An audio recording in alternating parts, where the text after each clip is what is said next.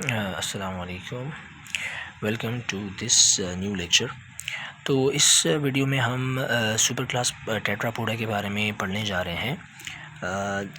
ठीक है, तो टेट्रापोडा वर्ड की मानी पहले पढ़ लेते हैं कि बेसिकली टेट्रापोडा का मतलब क्या है। So basically tetra, you all no कि टेट्रा का मतलब होता है फोर। पोडा, जैसे आपने अमेबा के अंदर सूडोपोडिया पढ़ा होगा, so that's poda. Poda mean legs होते हैं बेसिकली। तो सुपर क्लास टेट्रापोडा में आपको तमाम वो ऑर्गेनिजम्स मिलेंगे जिनके पास 4 लेग्स होते हैं, और अगर वो मॉडिफाई हो चुके हैं तो उनके पास 2 पेयर्स होंगे, ठीक है, लेग्स और लिम्स के, जिन्हें अपर लिम्स और लोअर लिम्स कहा जाता है। तो इस तरह के जितने भी ऑर्गेनिजम्स हैं वो आपके पास टेट्रापोडा के अंदर आते हैं। Basically the limbs are pentadactyls. इनके साथ सुपर क्लास टेट्रापोडा के जितने भी ऑर्गेनिजम्स हैं तो उनके जो लिम्स हैं, चाहे वो अपर लिम्स हो चाहे लोअर लिम्स हो, वो पेंटाडेक्टाइल्स होता है। पेंटाडेक्टाइल्स का मतलब ये है कि इनके पास 5 उंगलियां होती हैं। डक्टिली मीन्स डक्टाइल, डिजिट्स, फिंगर्स, ठीक। तो बेसिकली 4 क्लासेस में डिवीज़न है इसकी। जो सुपर क्लास टेट्रापोडा है वो मज़ीद सब डिवाइडेड है क्लासेस के अंदर। क्लास एम्फीबिया है, क्लास रेप्टिलिया है, एव्स है और मेमेलिया है। तो इस वीडियो में हम पहले एम्फीबिया जो है वो डिस्कस कर लेते हैं। एम्फी हम पहले भी बात कर चुके हैं, लेकिन अगर इन केस आपको नहीं याद हो तो हम दोबारा बात कर लेते हैं। एम्फी का मतलब होता है from 2 sides, from both sides, ठीक है, बोथ या डबल। क्लास एम्फीबिया का मतलब होता है दोहरी ज़िंदगी जीने वाले, ठीक है। Bios means life, you all know. Amphibios means amphibia, इन दोनों से एम्फी एंड बायो से निकला है, means living a dual life. ये क्यों? क्योंकि ये आपके पास कुछ ऑर्गेनिज्म जो हैं ये खुश्की में भी रह सकते हैं और ये जो है अपनी कुछ ज़िंदगी वाटर के अंदर भी बिता सकते हैं। ये बहुत ही स्मॉलेस्ट ग्रुप है वर्टिब्रेट्स का, क्योंकि ओनली 2000 स्पीशीज़ ऐसी हैं जिनके बारे में हमें पता है आज की तारीख में, आज की डेट में। मींस कि जो आज तक जितनी भी स्पीशीज़ इसकी डिस्कवर हुई है तो वो 2000 है। तो इनके पास जो स्केलेटन होता है, अगर आप स्केलेटन की बात करें, ज़्यादातर इनके पास एंडोस्केलेटन होता है।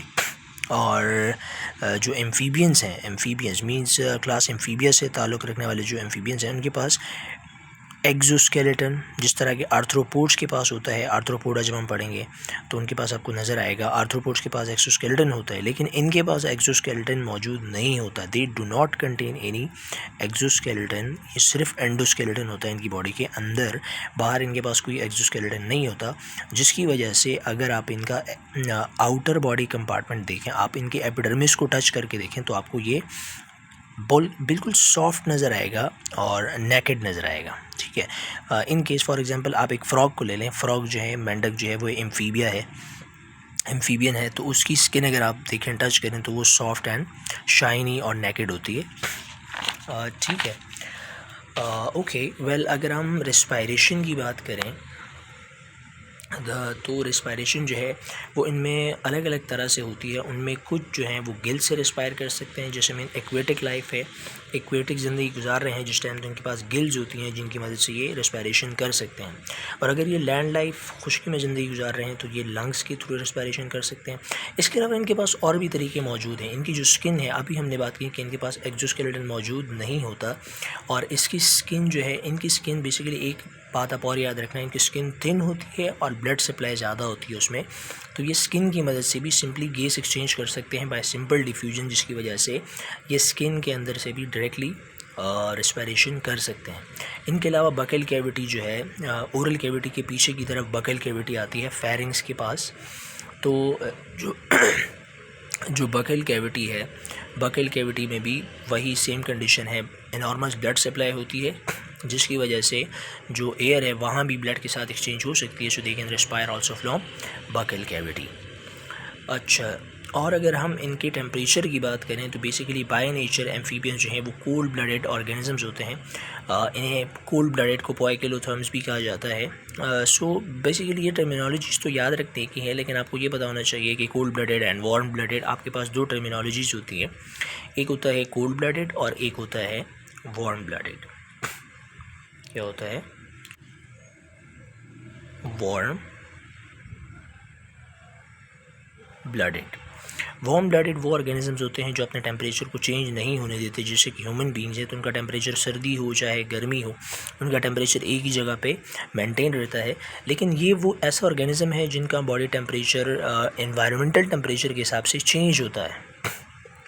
इसीलिए सर्दी और गर्मी के हिसाब से इनकी कुछ एक्टिविटीज़ होती हैं अपने टेम्परेचर को मेंटेन रखने के लिए, वो मैंने यहाँ जिक्र कर दिया है। That's why they also buried themselves in soil. ये मिट्टी के अंदर चले जाते हैं। मिट्टी जो सॉइल है उसमें एक ख़ासियत ये है कि गर्मी में जो है वो ये लो टेम्परेचर प्रोवाइड कर रही होती है, और जो सर्दी है उसमें ये थोड़ा सा हाई टेम्परेचर प्रोवाइड कर रही होती है।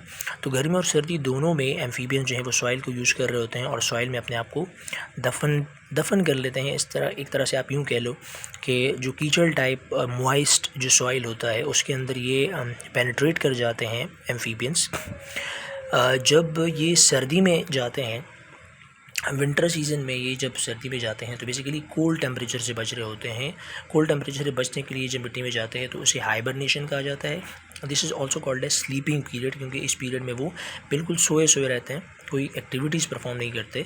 और समर में भी ये यही काम करते हैं, लेकिन अब की बार ये हॉट टेम्परेचर से बचते हैं, इसलिए तो अलग टर्मिनोलॉजी दे दी जाती है aestivation.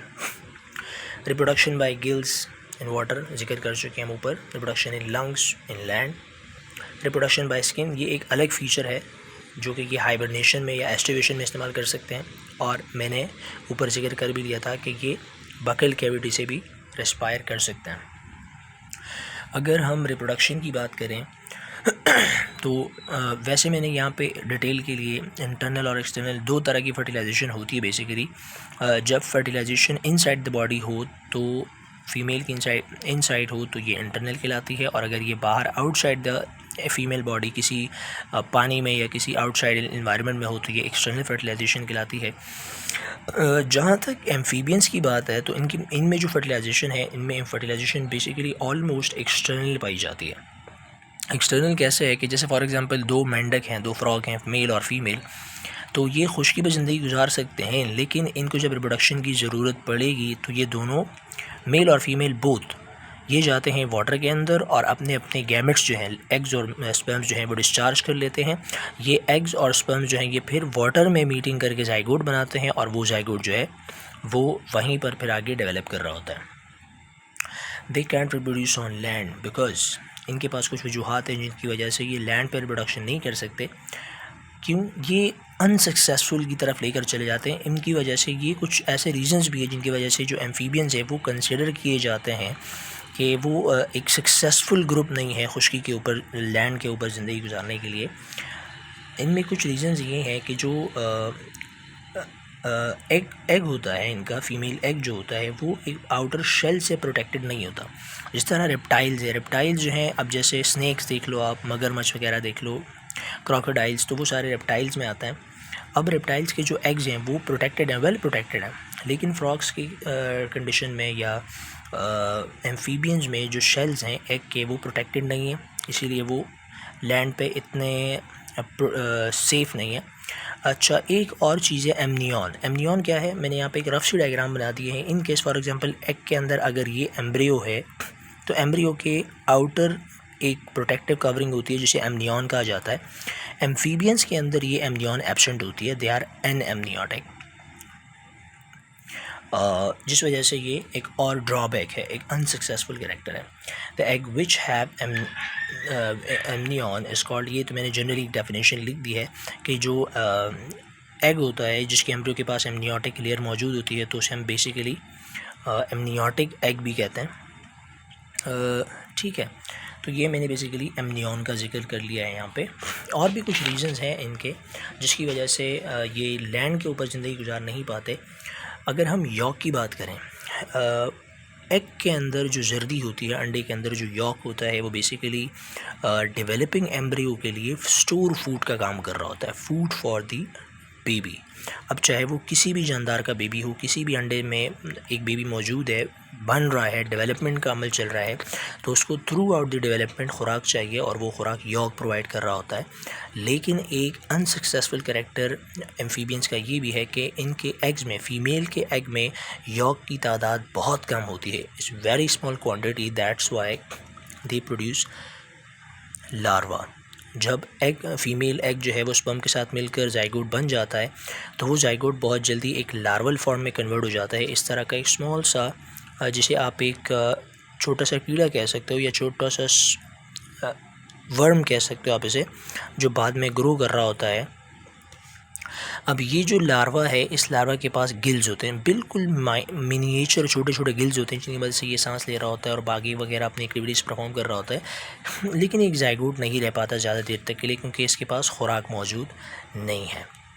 Amphibians also have property of Metamorphosis like invertebrates. Metamorphosis जो है ये स्पेशल तरह की डेवलपमेंट है। इसे हम प्रीसीडिंग लेक्चर्स में तो नहीं पढ़ा हमने, लेकिन नेक्स्ट जो कमिंग लेक्चर्स है उसमें हम इसका जिक्र करेंगे।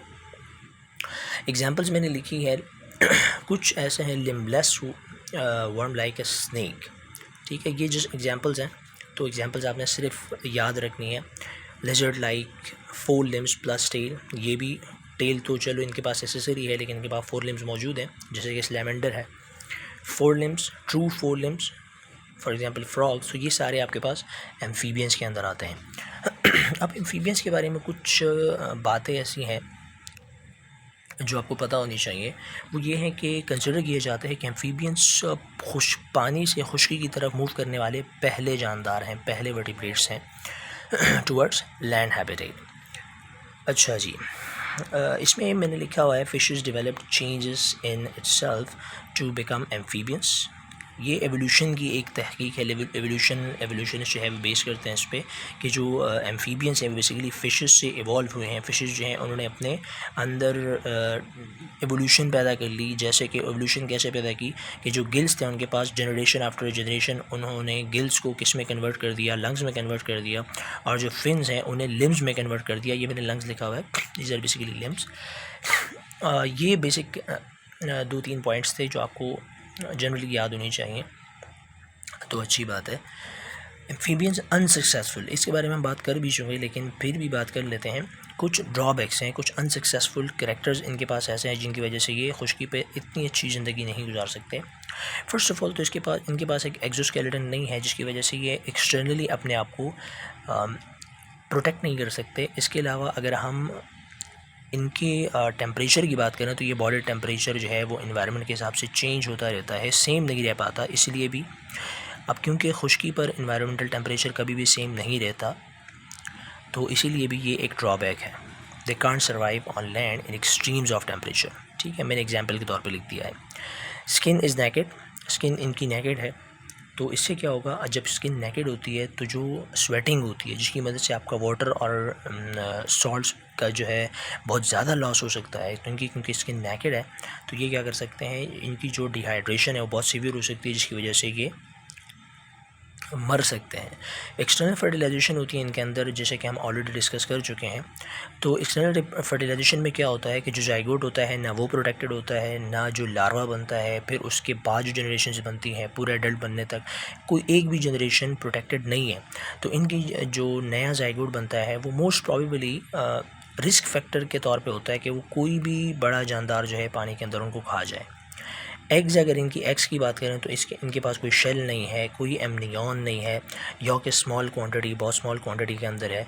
There larva hatches out at an early stage, उसको निकलना ही पड़ता है क्योंकि उसके पास स्टोर फूड ही नहीं है, तो जाइगोट में रहकर वो करेगा भी क्या।